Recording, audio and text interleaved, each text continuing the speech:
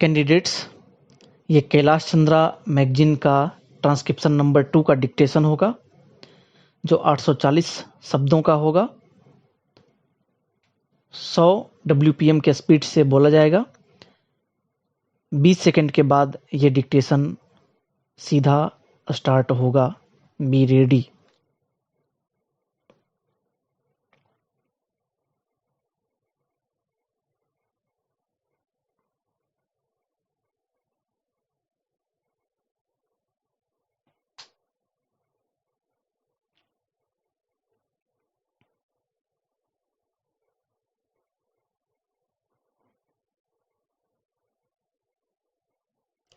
I should like now to make a few observations on the budget.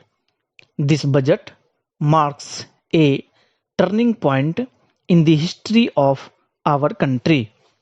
It is no use attempting, as some of my friends have done, either to deprecate the budget very strongly or to suggest that we are not witnessing a new revolution in our methods of fiscal training and technique.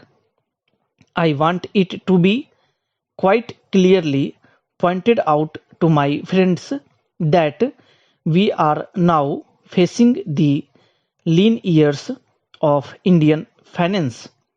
Hitherto, we had revenue surpluses which were a form of public saving and which were meant to be utilized for capital development. Hereafter, this form of revenue surplus would not be available. We have therefore to find out ways and means of implementing our great program of national reconstruction at minimum cost. My point is that the deficit on revenue account would be of the order of about rupees 19 to 20 crores. Here, let me point out that I do not agree with those of my friends in the finance department who have attempted to suggest that rupees 9 or 18 crores which are obtained from Pakistan should be put to the revenue side of the budget. They are to be put up on the capital side. But that does not seriously alter the trend of my argument.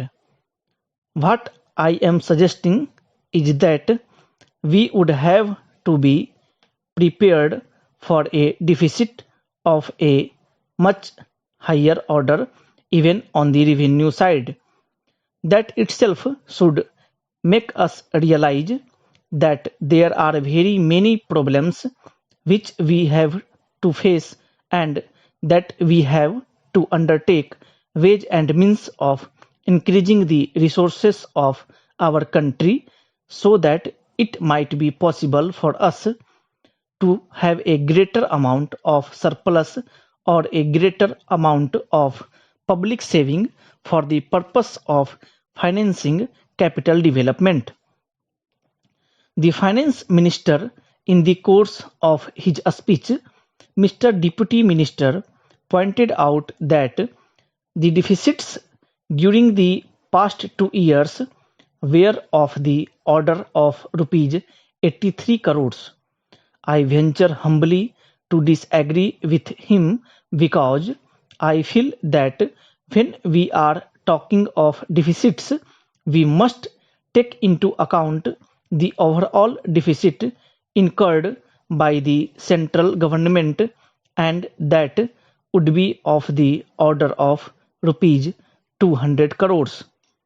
During the years of relatively light expenditure, we had shortfall of about rupees 200 crores. Undoubtedly, now when we are going to have a very great amount of expenditure, we might have a greater amount of deficit and we would have to find out ways and means of trying to meet our capital expenditure. Some members have pointed out that deficit financing is good, others have pointed out that it is poison. One honorable member who preceded me pointed out that it could be taken like a tonic. Now I am not willing to enter into the merits of deficit financing or demerits of deficit financing in an academic spirit. The time has now come when we should face realities. I do suggest that we have to indulge in deficit financing because without indulging in deficit financing, it would not be possible for us to indulge in capital expenditure on such a large scale. But when we are talking of the scope of deficit financing, I would like to place before the House and the Finance Minister the two great limitations which face us. The first limitation that faces us is that concerning the internal price level. The Honorable the Finance Minister referred to the cost of living. He said that he was going to keep a watch over the cost of living so that it may not shoot up within a short period and make a mess of the plans of capital development. But there is another limitation which has also to be borne in mind, a limitation which has not received as much notice as it should have done in all the discussions that have taken place on deficit financing. That limitation is the external limitation or the limitation which arises on account of our balance of payments position. I think this is as important, Mr. Deputy Speaker, as the internal price level, and I should like to elaborate that particular point a bit more because I feel that a time will shortly arrive when we might have either to reconsider our policy or might even have to leave the sterling club of which we are a member. The second serious limitation is as serious as the first. What would be the consequences of deficit financing on our balance of payments?